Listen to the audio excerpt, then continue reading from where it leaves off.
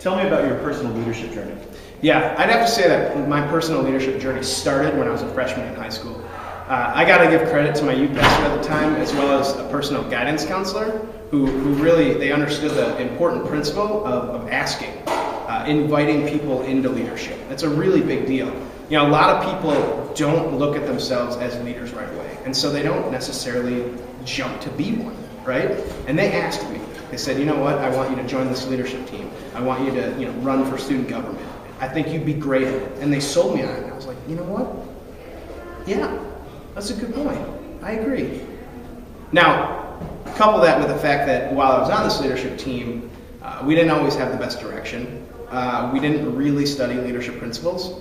I don't really always know if I could be considered on the leadership team, because I didn't really know if it was a leadership team. So we didn't really do anything. We didn't necessarily always learn anything. So, and that kind of was the norm throughout high school and then into college. A lot of times I would just learn leadership by going through something and then having to sit back and think about it. What did I learn? What did that experience teach me? And it wasn't really until I came to LeaderTreks that I discovered that there's this unbelievably important way of teaching leadership, principles, key things, universal truths about leadership, coupled with experience equals transformational leadership. If I can learn a principle and it's very clear and easy to understand, and then I can apply it in a very real experience and situation in my life, that's going to teach me leadership. That's how I'm going to grow in my leadership.